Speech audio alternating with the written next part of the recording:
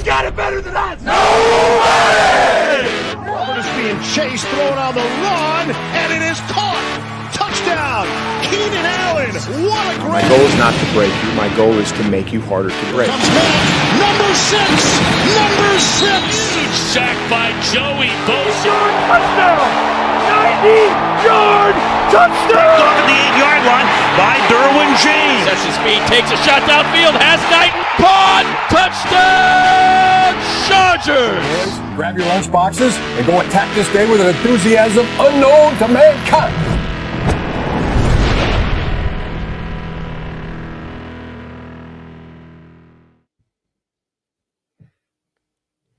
It is prime time. It is their defensive line against our offensive line. It is 7-3, and it is a statement. Thank you for joining us tonight on the Thunder Down Under Chargers podcast, your favorite Aussie Chargers show. I am Andy, with me Jack and Alistair.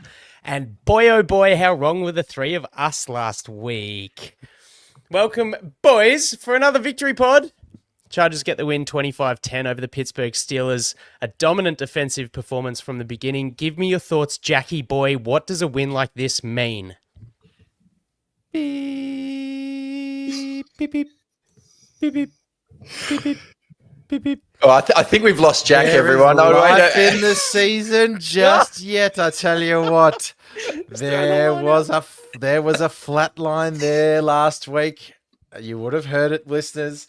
But there is some signs of life, no matter how small. One of the best defensive lines in football against, as Pat McAfee rightly pointed out, has been all over social media, an embarrassing PFF graded offensive line that the Chargers rolled out there. 35th and 36th and 37th and 38th, I think, or something outrageous. No, there is signs of life. There is a little flutter of a heartbeat. I can feel something in my loins moving. It's only small, though. It's only small. The movement in my loins, not what's in my loins. But we'll go from there, Alistair. So is the season all over? Is the question, is it all over? You're out there. Or you've kind of answered it. You're saying there is a glimmer of hope.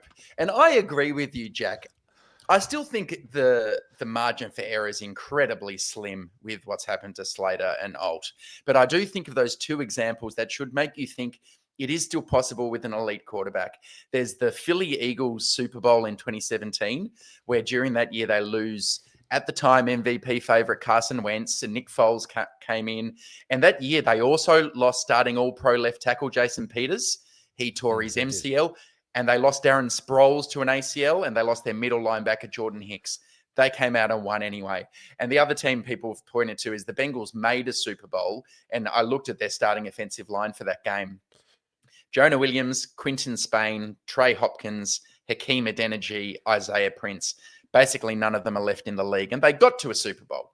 So, Andy, I reckon the season... Well, in fact, I reckon this was the test. For me, if they obliterated us and we lost and Herbert got sacked 6 times and threw picks, I would have thought, look, this is going to be the story against the best teams. This game gave me hope. What do you think? For sure. As I said, an incredible defensive line coming up against, as Jack pointed out, that shocking Chris Collinsworth PFF fluffed piece introing the offensive line. A massive test. And we've got a couple more as the season comes. You look at Philly themselves and Houston and Denver to cap off the year.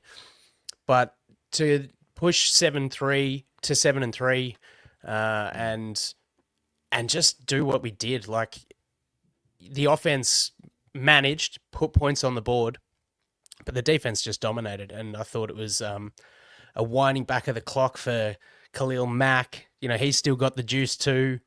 And just a great inclusion of Hand. He was great, and it was really awesome to see. And Jesse Minter's now starting to really feel himself. It's the stats over the last 3 weeks are damning. Hey, I really enjoyed this win too, because if you cast your mind back to last year when we went to Pittsburgh, they absolutely mauled us.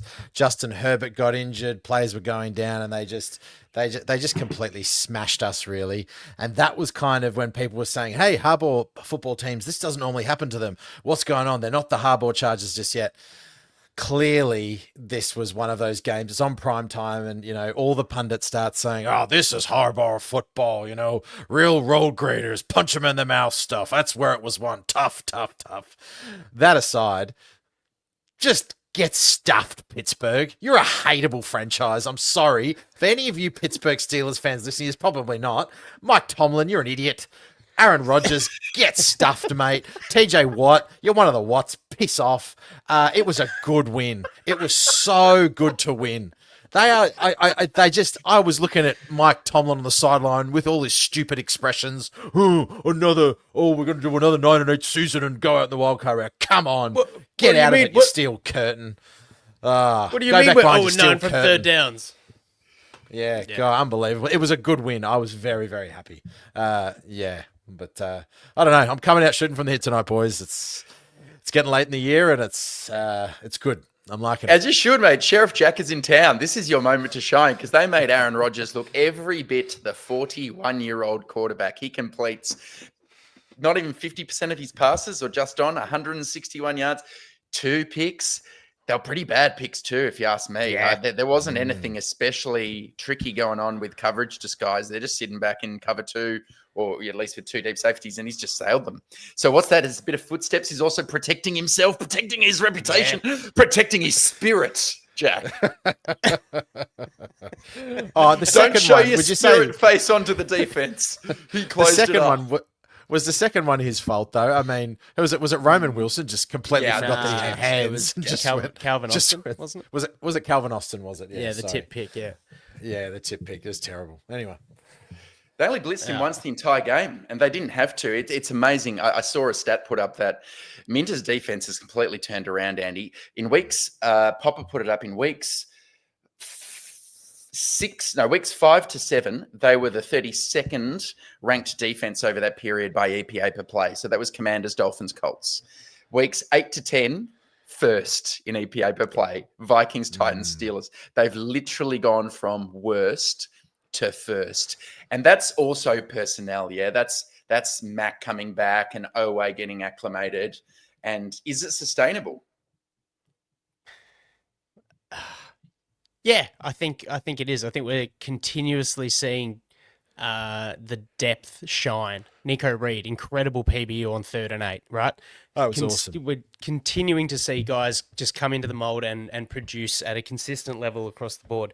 To your point, Al, in the last 3 weeks, we're allowing 19.4% conversion on 3rd downs, first in the league. That's 6 of 32. It's stuff like that makes it, so awesome to have an achieving defense. And I do think it's achievable to continue for sure, Al. Well, this player rotation's working unbelievably well. I'm just looking at the total snap counts, and you've got Dupree playing only the 14 snaps, and I think it served him really well. I thought he was involved on 2 or 3 plays, not only the sack. You've got 21 snaps to Owe, 21 snaps to Tart, 20 snaps to St. Just, 20 snaps to Nico Reed. The total snaps for the game is 52. So a lot of those guys are playing 40 to 50% of snaps, and they're just keeping them fresh. There's not even...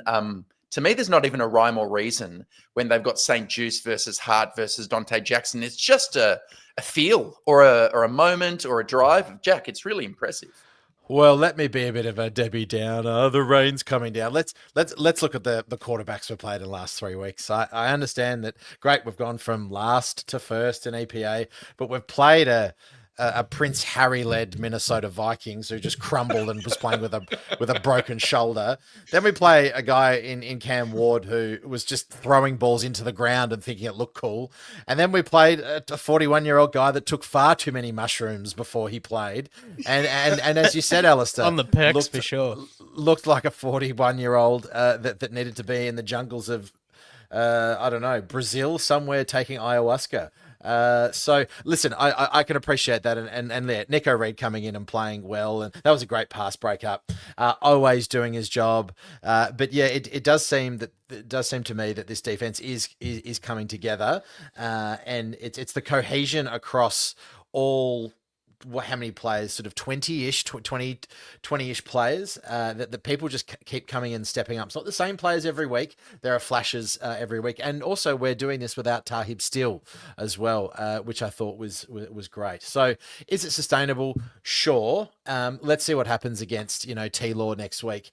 But then again, Gino's going to be benched. Philly's the next big test. But again, not a great quarterback. But that's just a really well built team. And then you go to Kansas City, where perhaps that defense is going to be tested with a top 5 quarterback playing quite well as well.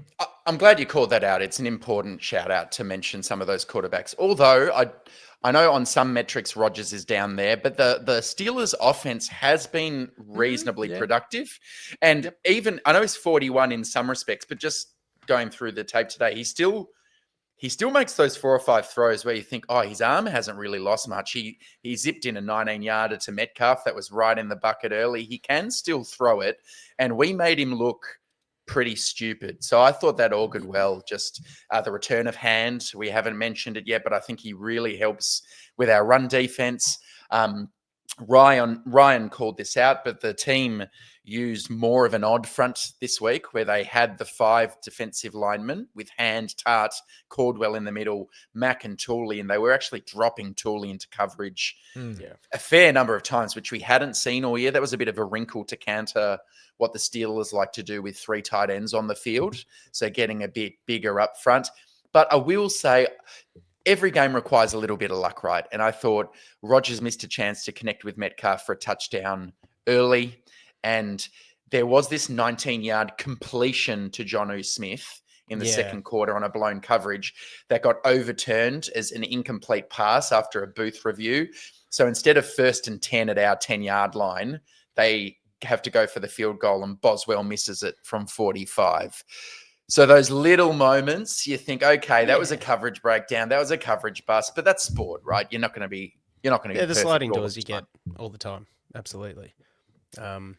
But Ryan also pointed out that Rodgers was changing the plays and the protections on the line. He didn't look, once he was in the pocket, I don't think I can remember him looking less composed, cowering when he's about to be hit, moving back and forth and just not knowing where anything is, and getting sacked in the way he did. And, Mac's safety was true, couldn't be more true to that. That was so good. So the mental aspect of how you break down like quite a cerebral quarterback was super impressive. I think Jack, as you were. Oh, no, I was just going to say, a fascinating team building philosophy offensively anyway, and maybe we'll get into the offense a little later, but, again, these are sliding doors moments, right? We were all hoping for DK Metcalf, weren't we? We were all wanting a bit of DK in LA, and obviously the Steelers have gone out and got their quarterback in Aaron Rodgers, 41 years old. As you said, Al can still sling it, got their big body receiver, but outside of that, a lot of those guys just aren't great, like Calvin Austin, Jalen Warren I thought ran really well, Pat Fryermuth, Jonnu Smith, they're just guys, and we were bracketing Metcalf from what I could tell for a lot of the game, which is why he didn't get free. And outside of that, they didn't have much. We took away a lot of their short stuff. Aaron Rodgers was listening to Arthur Smith in the headphones and going, "Hey Arthur, you're hateable as well, so I'm not going to listen to you." And just getting this it out is really why I'm quickly. here tonight, because I just knew the rocks were going to crash down on Rodgers from Jack. That's exactly why I'm here. Well, everyone's Didn't even covered need it. it. It's a spray. It's a spray of bullets. I love it. Oh, I hate this. I hate Pittsburgh. I don't know why. I just do. I hate them from last year when they really tore us a new one. So it was just great to get the win in such a gritty fashion as well. But yeah, but fascinating. Did you enjoy that one? Most enjoyable win for the year for you, Jack? What do you reckon? Yes, yeah, definitely. Listen. Yeah, I also love a bit of a slobber knocker too. Sometimes we're so used to these track meets and these quite high scoring, but when you're sitting there going, was it 5-3 for a bit? You're going, hey, I'm really thinking about this game, and it does also give you a bit of time to slow down and watch the trenches because the game was being played so much there, which is why I love my big men in there and big sweaty men in big packs. So, yeah, no, highly, highly enjoyable. Seeing a new shrink this week, Jack. Just I'm free, mate. I am footloose and fancy free. It's the new Jack. It's the new TDU Jack. It's exciting. Because my job's so busy, I just got to let loose. I've got loose notes, but even a looser gob. So there we go. I love this Jack personally. I think it's gonna view count is gonna skyrocket. And let us know in the comments which Jack do you prefer? Jack talking about like the Byzantine era, or Jack just shooting from the hip, calling A-Rod a see you next Tuesday. I don't know.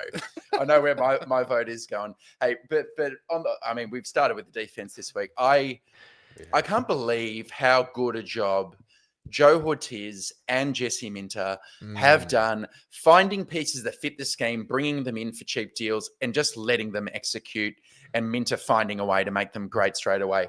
I dug up a stat today, which I was very pleased to read. PFF coverage grade for defensive players, cornerbacks, right? There are 118 players in the NFL who PFF says qualify as a big enough sample to grade. That's 122 total snaps. So 118 corners have played that many snaps. All 4 of the Chargers' corners rank inside the top 35 in PFF coverage grade out of 118. Wow. So St. Juste is at 13, Dante Jackson is at 18, Still is at 24, Hart is at 34. That is outstanding. Wow. And none of these guys, as you said, Jack, are the alpha dog, man cover, corner. We don't even play man more than a handful of snaps a game, but they know the rules. They're clearly being coached up. And I think this is a sustainable way to build a football team. Go, Jack. I'm going to throw a question back at you then. Are we finally seeing some alignment between, and I guess we've talked a lot about this, but that stat just goes to show that there seems to be some alignment with what the GM wants to do and what the defensive coordinator wants to do, not just trying to find these big names in free agency or in the draft. It's like, no, this guy has the attributes to succeed in the scheme that we want to play. Yeah, our GM is not mentally retarded. He's actually a highly capable GM. He's fantastic at his job. Now, that's not to say that previous GMs were, but maybe they were coming close. So the team, they know what they want to do in terms of building their team, and it is working really, really well.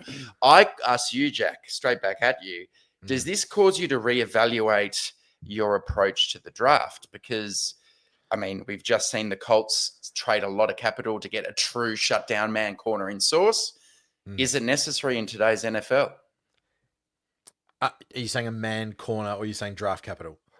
Well, both. Like, let's say you're either spending massively on a corner, because that could be a hypothetical way to improve this team in the offseason, go after a true shutdown, quote, corner.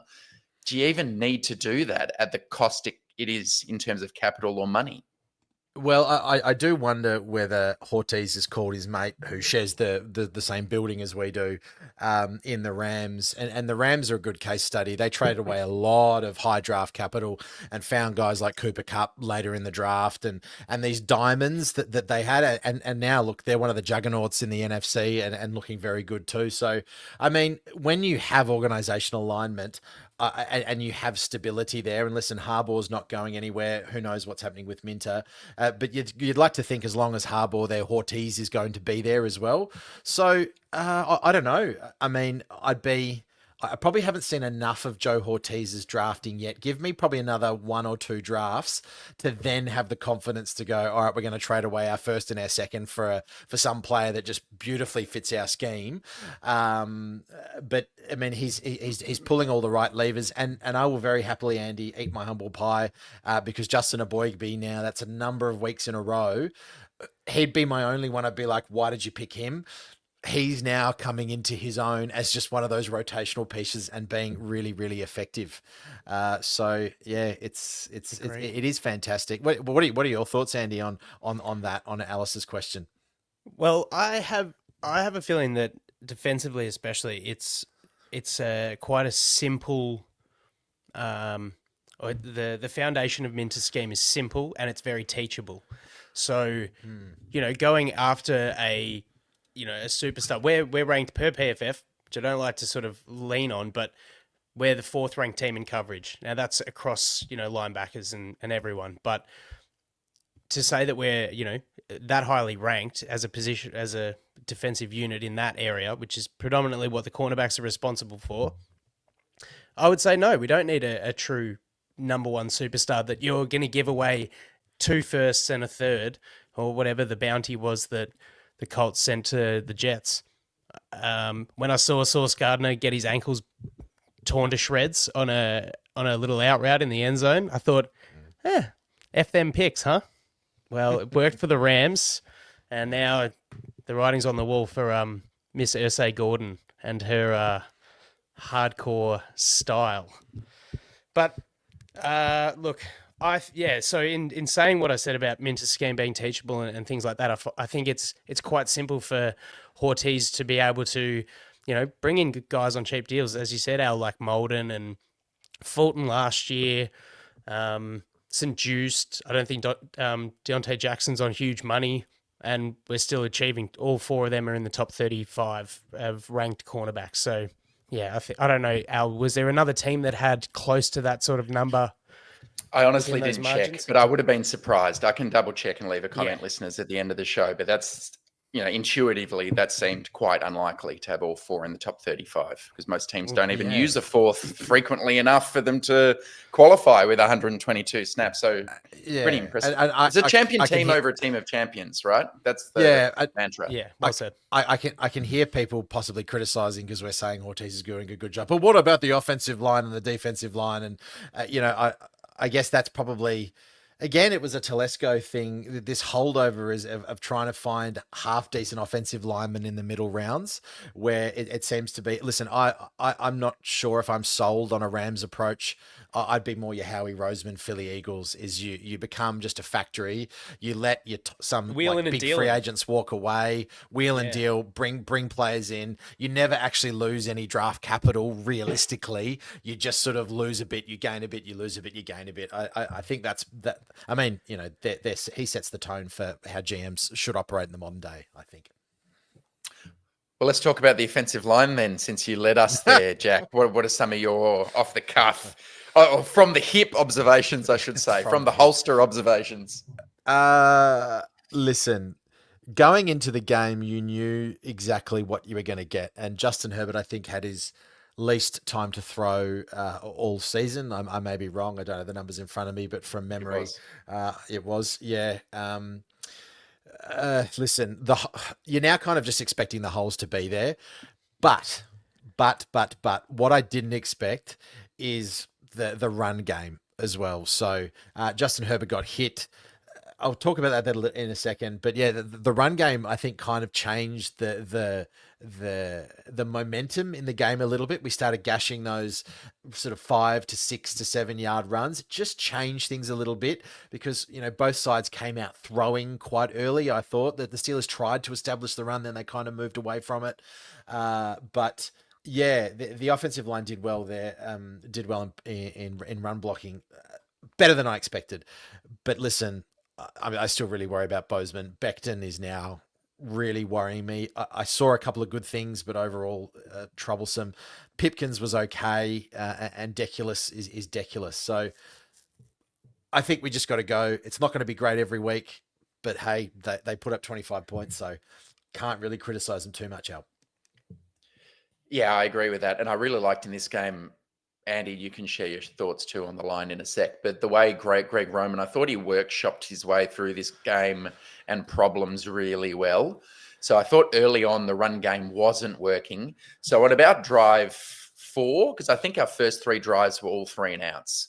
On about drive 4, you could see change it up to start throwing these wide receiver smoke routes. So it's de facto run game where quick throw to Trey Harris, quick throw to QJ. I reckon they did 5 of them in this game. And then that low time to throw, Jack, I think that was really by design, quite deliberate. So he's thinking, okay, our pass plays that are true dropbacks, they're going to be 1 or 2 read max, and then it's out of the hand. Otherwise, we're doing PA boots thrown to the flats. We're going to do a pop pass to Darius Davis. We're basically doing anything to keep the Steelers moving laterally and not being able to just tee off on a Herbert. So I thought that was a really clever way to do it while still taking those few shots, the ones to Ladd that stick out when you need it on 2nd and long or 3rd and long. Still found a way to do that. And Andy also moved the ball on the ground. Eventually, once they started getting a bit of a lead and they started to find momentum, then the running game worked in the second half behind that right side of the line. So it's a bit of a mixed bag. I know Popper's on a crusade at the minute about, most hits this, and there are stats for days that he's been posting. But the offensive line, as Jack said, they did enough for the team to score 25 points in this game, which is a decent performance against a good defense like this, if not a good one. Yep. Well said. Yeah, and to add to your point, I think it was quite a low, like 20% play action, which obviously by design, knowing that the heat was going to be coming. A lot of quick outs, as you said, Al. And I think his time to throw was 1.86 seconds when he was kept clean. So that's clearly schemed, right? And that's what's bringing that time to throw down. Because on a few of those sacks, he's just hanging onto the ball way too long. And there were times where, like we've championed for weeks, just throw the ball away, still wanting to, engage that beast mode and continue to find a play, almost like Ben Roethlisberger used to. You do get caught, and unfortunately, he doesn't have the farm shack frame that Roethlisberger had to shake would-be tacklers off. Still think he's got a couple of those like mistimed throws. He's thrown like behind receivers. There was that throw down the right sideline to QJ that last week, sent the cornerback flying. This was a little bit off, went over the head. I feel like it was a similar sort of route if the concept wasn't the same. But, he's still making plays with his legs, even though he got rolled up on by Nick Herbig, which on the replay looked a little bit like a hip drop tackle. So I'd like to see him cough up a five-figure sum. And sorry, I shout out Roman. The very next play after that ankle is this full stretch action to the right and then throw the opposite side of the field to Gadsden. Yeah. I'm thinking, Greg, do you want to just hand the ball off? Maybe here. But I'm glad you made that comment because on paper, the Chargers were sacked 5 times. I reckon only one of those sacks was on a lineman. Becton, I think it was, lost early to Keanu Benton. All the others were tight coverage downfield because Roman sometimes has trouble scheming guys open. And I think Herbert did the right thing going, it's better for me to take a sack than to force this into double coverage. Damn it, I'll climb it. And Highsmith or something detaches and tackles him out the front of the pocket. It's playing smart, long-term. Yeah. I'm going to lose this battle, Jack, but I'm going to win this war. Oh, listen, don't get me started about what Collinsworth was talking about. Herbert could make the best throw in the world, and he'd be like, look at Jalen Ramsey here. Look, he's just playing an incredible job, and he's coming down to the line. He's going to do something. Justin Herbert just scored a shot. Look at Jalen Ramsey. Oh, Mike, it was insufferable. I've completely lost it with him. I'm so sick of it. It was every single time the Chargers were on offense, there was something about Jalen Ramsey. Yeah, cool, great. Mike Tomlin has gotten him in and he's playing safety. Great job. You know what happened? But will they move him to corner, Jack? Derek Porter's out of the game and he dragged him over to tell me they're going to play in corner. But it was just like, I felt like it was, again, one-sided from the booth against Justin Herbert. But listen, we can't, you mentioned it, Alistair, you can't discount how big Slay and Porter going down was as well, because we just started to get a little free on the outside. But man, that, I talked about how, the Steelers went out and drafted DK Metcalf and how they've built their offense, especially their wide receiver room. It's looking like a completely different story with what Roman's got at his disposal, because I don't know who you stop. QJ had another drop, which I was a bit frustrated at. I got a little bit frustrated there, but with QJ at the marker too. At the big one too, yeah. Lad finally looks like he's moving. And someone commented, and thank you very much. Someone commented saying that they've been to the game and they watched Lad moving, and he seems to be moving a lot freer than what he was at the start of the year. So you've got Keenan, which I'm really worried that Herbert's going to throw an interception when he's targeting Keenan on 3rd and short every single week now. Is that linebacker is just going to undercut a bit. Gadsden, hopefully that bone bruise is all right. Probably won't play next week, but has the bye. Bit off this week, Gadsden, I thought. Fair? I thought he struggled. Yeah. Dropped an early one that would have gone for a first down on 3rd and 9, I think. Yeah, timing was just off, wasn't it? Yeah. He was nowhere. I also think he's had chipping no idea. hard. Had no idea where the I ball think was he was- going in the end zone. Ball came kind of his way and didn't even know that it was in flight. But that's Yeah, okay. maybe You've you're got right, lots of Jack. other weapons, right? Yeah, Yeah. And they were chipping TJ Watt something unbelievable. And also that is a big defensive line. So you kind of wonder if he was taking a few shots in that pass protection as he's trying to get out. He's just a little bit out of rhythm because we know he's not that kind of tight end. But I don't know. That touchdown to Lad was great. The body English. Whoop. See you later. Oh, and you're meant to be so defensive exciting. guru, Tomlin. You're leaving Lad one-on-one with Eccles in the nickel, and you've decided to double Gadsden. That's the respect they had for him. They had the safety, I think it was Duggar, right? Yeah, they had the safety in the linebacker, bracketing Gadsden. You leave Lad one-on-one, he's going to do that every single time. Quick slant with no safety help. Good luck. Oh, they went after Nichols big time, didn't they? Oh, yeah, Really he was the one in targeted him. coverage for the 48-yarder too, the big play. Later, what a play that was. 58-yarder. Oh, man. That's unbelievable. That is back. that's like it's unbelievable. It's unbelievable. There was no window there, Andy. There was no window. Yeah. There's no better sight than football than when Lad comes down with it, and then that 10 to 15 yards after he takes it, it's just incredible. There's no pause whatsoever. He's a Ferrari, this bloke. He's incredible. Yep, absolutely. Absolutely. Anything further from the offense, guys? I know we touched on Kamani Vidal earlier, but he's back on. He is really 1 week on, 1 week off, and this week 95 yards from 25 Suit carries. him up every second week, Andy. Suit him up every second week. I agree. I just can't bring myself to trust Jared Patterson as the RB1. And I don't think I'm alone on that one. So his yards he went at just under 4 per carry, not a flashy box score, but generating those 4 runs over 10 yards, most of which I think were later in the game behind Mekhi Becton when he kind of hit a purple patch of good run. Those were things that contributed to just the 38 minutes time of possession that kept the ball out of Pittsburgh's hands and allowed us to dominate the game from that mental aspect of sapping them dry essentially. He had 4 forced missed tackles, 9 first downs and a touchdown, and I'm really enjoying the way that he's taken the responsibility on his shoulders with obviously Harrison Hampton being out. It's great to see. Yeah, and credit to he's Roman been too. really good in pass protection too, Al. Really good in pass Yeah. protection. He's stepped up. So listen, he's not going to get everyone right, but he's your 4th string or third string. Shout out Tyler Conklin, who caught a catch for 12 yards as well. Yay, only had 8 snaps, but you just know that it's going to be your Fisk or Which a Conklin catch was like it? I've watched. I can't even remember. Late in the game. It was late in the game. I think up the seam.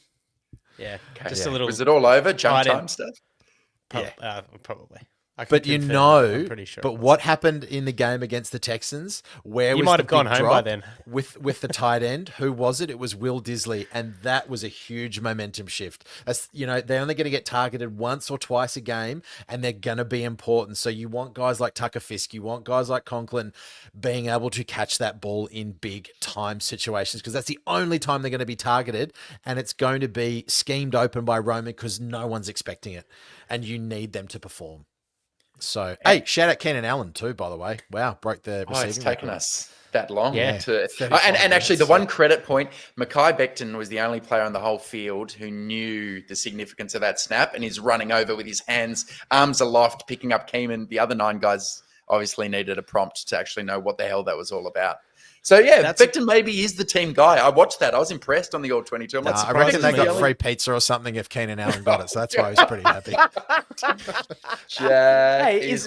Look, brutal. It's a phenomenal achievement, and it is. It's a very special record when you break something that Antonio Gates has held for, the last, 6 years since he achieved it or whenever it was.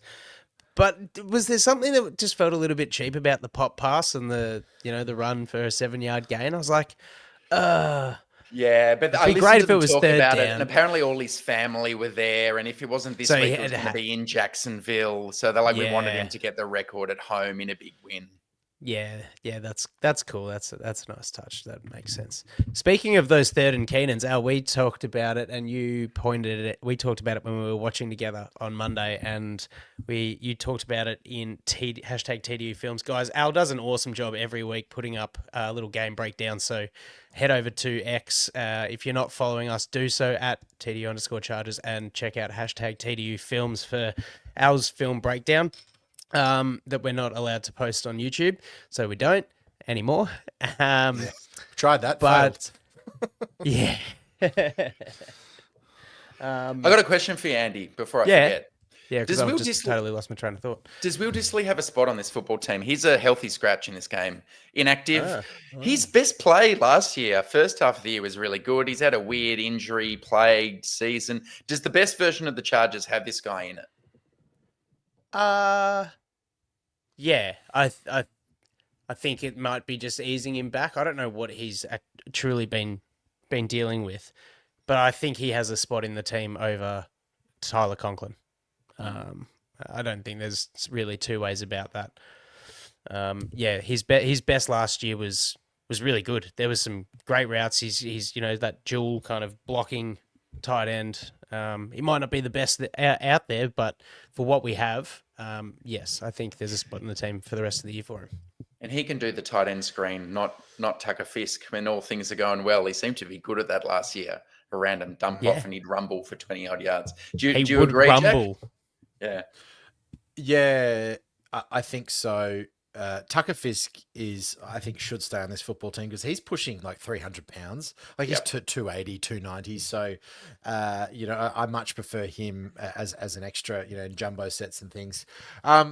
We just haven't seen enough from Tyler Conklin. I mean, Tyler Conklin should be better than Will Dissly, right? He just should be, given his pedigree and age profile.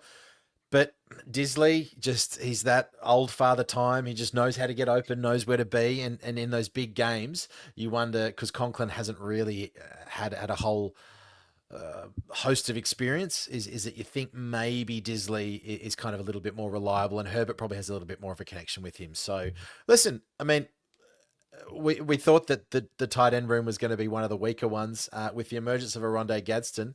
We're kind of sort of sitting pretty at about, how do we attack this game if we've got all our tight ends? Well, if we're playing Pittsburgh, we're probably going to need some big guys, on the line. Tucker Fisk, get in there. Tyler Conklin, you're athletic, so we want you chipping and helping on TJ Watt's side. Dissly coming back from injury, so just maybe take a seat. Yep. Agree. Maybe after the bye. But now that Conklin's role was going to be more of the receiving tight end, and since Gadsden's ascended, we don't need it anymore. Get the extra blocker in, Andy. Yeah, and that blocking tight end is, for mine, that cheap free agent deal. And that's how you substantiate that. We're getting on. So I just wanted to make a couple of comments about some kind of coaching things, scheme things. What I was getting at when I was fluffing up the TDU Films, Al, this 3rd and Keenan business, you pointed it out on TDU Films. We spoke about it when we were sitting on the couch. Last week, it was a Cody Barton pick 6. The sort of automatic opt for the throw to the middle at the sticks is starting to become a bit predictable by defenses. Herbert almost threw the ball through, I think it was Joey Porter Jr. This week. And yeah, it's a little concerning, but there is also always the silver lining of that potentially defenders crashing down on that option and then opening up other things. And the other thing quickly is just the vibe I got in the first quarter when the Chargers were 3rd and 1, go for the QB sneak and fail, and then line it back up on 4th and 1, go for it and execute. And I just thought, shit, that's cool. We're one of those teams. Like, there's that. It was the opposite of the conservatism that I sort of expect from hardball football, and I think that's just a real trust in you guys to go and get it done. And there were some really awesome moments. He escaped with one just before halftime. Did old Jim, just the way that he sort of ran the clock down before McConkey opened up with 16 seconds left. Perfect way to end the half. Anything further from you before we get on to our awards and teachable moments? I just realised I made a mistake. I didn't realise Conklin's actually older than Will Disley, and I call Will Disley Father Time. So there'll be people out there that'll be picking that. I just had to. It's the hairline, man. I don't blame you. Yeah. Listen, maybe we haven't spoken about it enough, but there were some hard hits in this game. There really were. Like, the defense came out, the offense felt like they were ready. We out-Steelered the Pittsburgh Steelers.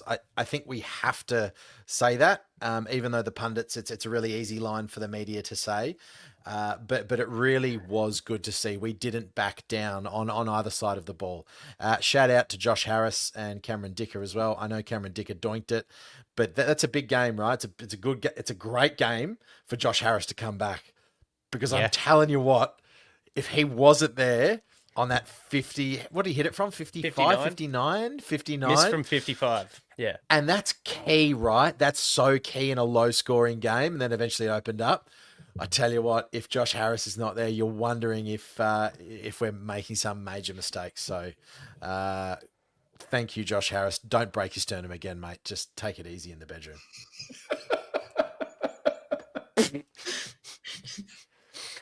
You've been hanging out with Aaron Rodgers in the last 24 hours, Jack. You're on some business too, I think. All right, let's get into these awards, boys. I've got the nah this week.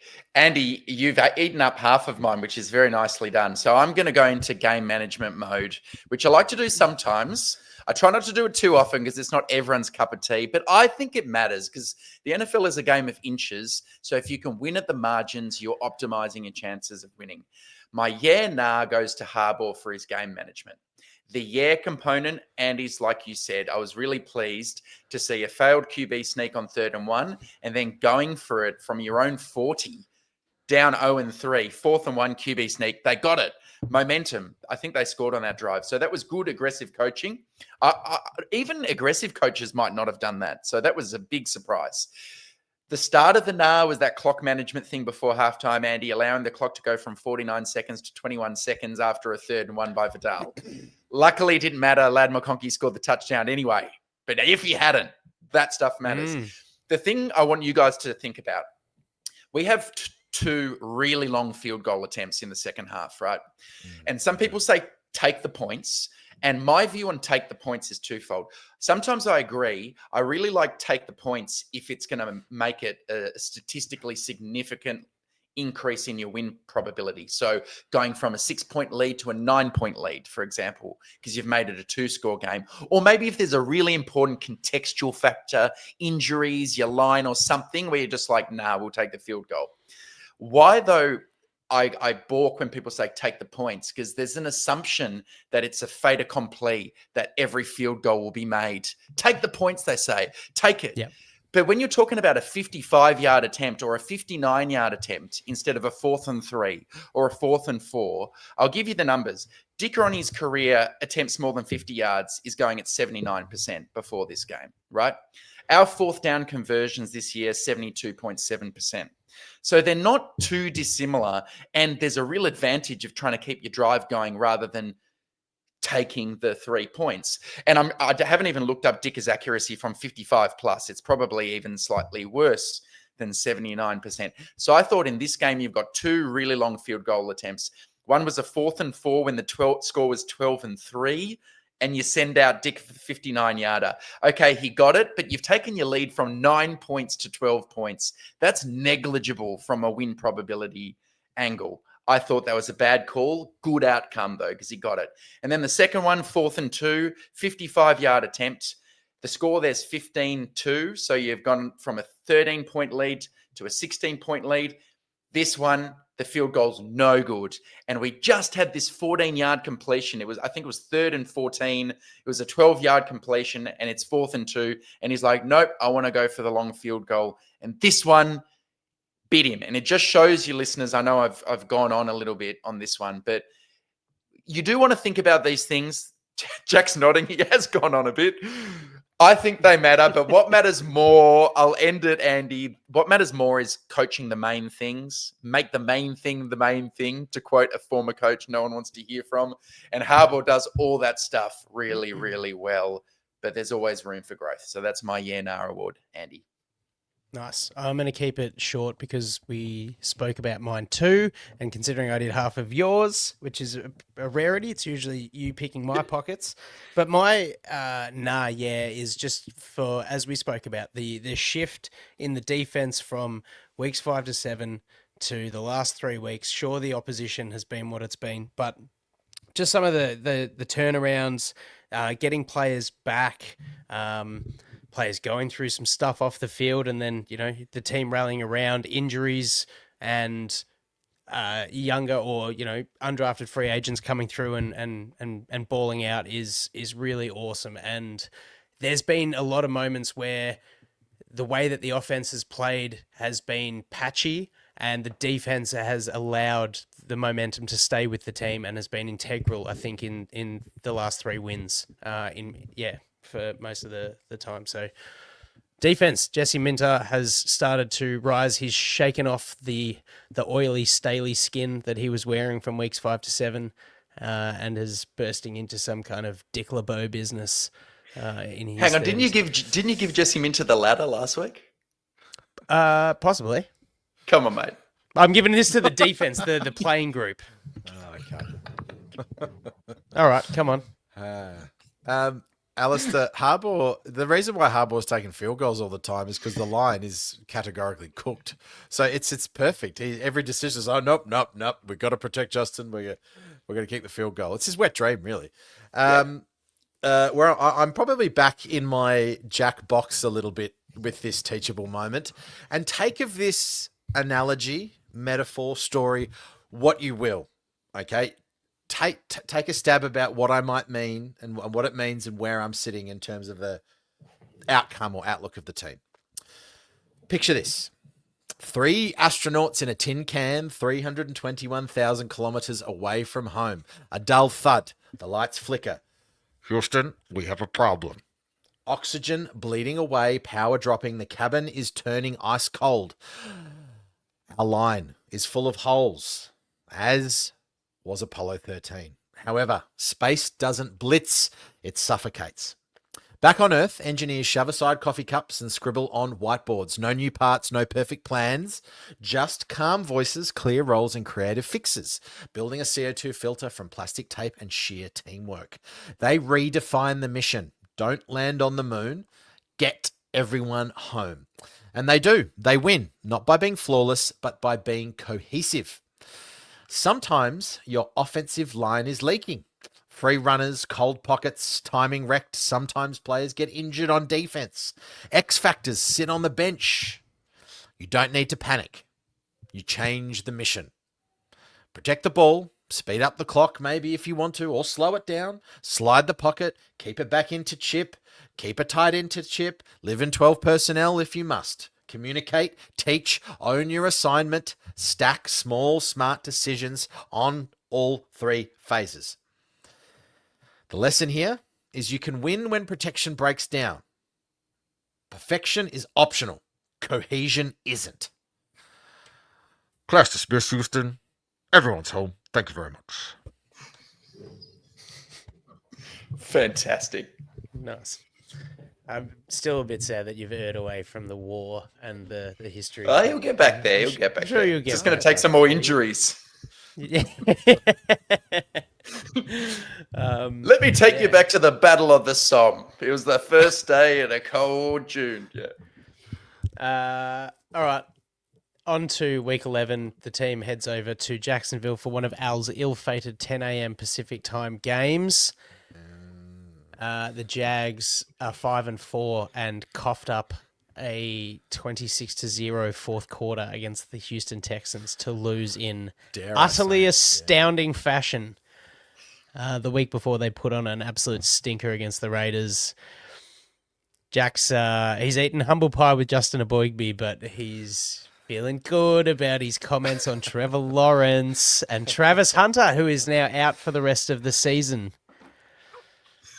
Okay, and Liam Cohen turning his back on his old play. Oh, yep, the chickens are coming home to roost on this show. Aren't they what? But they've still got a couple of pieces on defense, especially that sort of front seven that can cause a bit of issues. Devin Lloyd's having a good year. How are we feeling about this matchup, guys? For me, with the result last week, I'm feeling a lot better going into this game. And look, we've got the Jags and then the bye, so it's a late one, the bye, but it's always comes at a good time. Always comes at a good time, right? So Jags, do we keep riding this win streak to 4-0 and 8-3? What say you, Jack? Well, dare I say, giving up a 26-point lead in the fourth quarter is very, very reminiscent of what happened to the Chargers last time we were in Duval. And just talk about another hateable franchise. My Lord. A piss-filled pool where people watch the game. You've got an owner who looks like the trainer from the Western Bulldogs, or Dipia Domenico, whatever. Or the Sultan from Aladdin. Or the Sultan from Aladdin, if we're racial stereotyping. No, the Mo. The Mo, yeah. And Trevor Lawrence, man. Yeah, hopefully people know on this podcast my comments saying that I didn't really like the look of him coming out. And something about him, man. Something about him. Something about the way he kind of comports himself. Just doesn't like it. And Liam Cohen on the sideline was not happy that something happened after Trevor Lawrence, threw it away. So, wow, I don't know. This is a tough one. Yeah, as you said, Andy, their defense still has a lot of firepower. Wow, what am I going to say? I really hope we get the win because this is another time for Justin Herbert to reclaim a bit of glory, I think. So yeah, I'm going to say Chargers win. I'm going to say it's going to be a shootout because it's going to have to be because Cohen will have some stuff schemed up for Minter. 30-27 Chargers. 30-27 Chargers. Here we go. Weird team. They beat the Chiefs in week 5, and then lost 3 of their past 4 games. So they're a bit hard to put your finger on. They're I feel like these are 2 teams going in the opposite directions, though, boys. Just the way they've been playing and how we're feeling. They traded for Jacoby Myers, seemingly the only dependable hands catcher this year after Brian Thomas Jr. is having a real sophomore slump. But I think where the rubber meets the road for me this week, gents, is they're dead last in the NFL in sacks, which is weird because they've had the second most turnovers. Wow. But they can't sack the quarterback. They're also the most penalized team in the entire NFL, yards and total number of penalties. Okay. So I think a team that struggles to sack the quarterback with a spotty quarterback themselves that rely on a lot of screen passes and that kind of junk are not going to beat the Jim Harbaugh and Justin Herbert-led Chargers. So I'm going to say this is a 2-score game.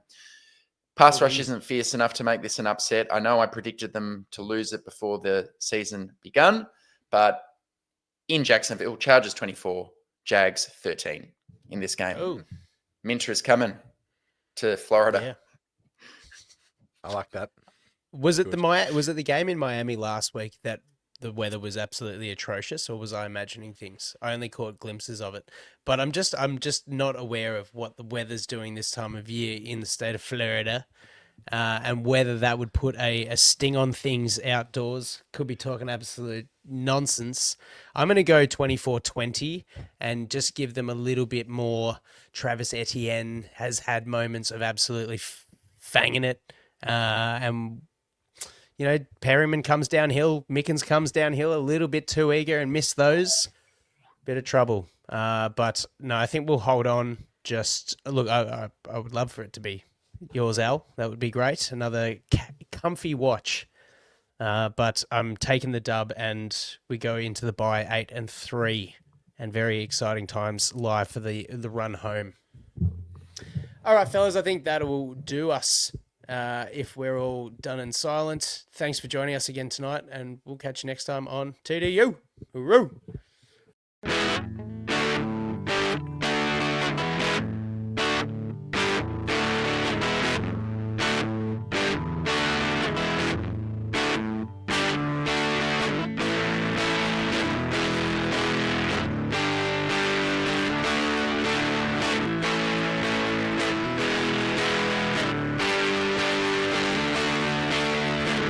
Backpedals looking, firing. He's got Floyd turning. Got it! Zigzag, 10, 5, high step, touchdown!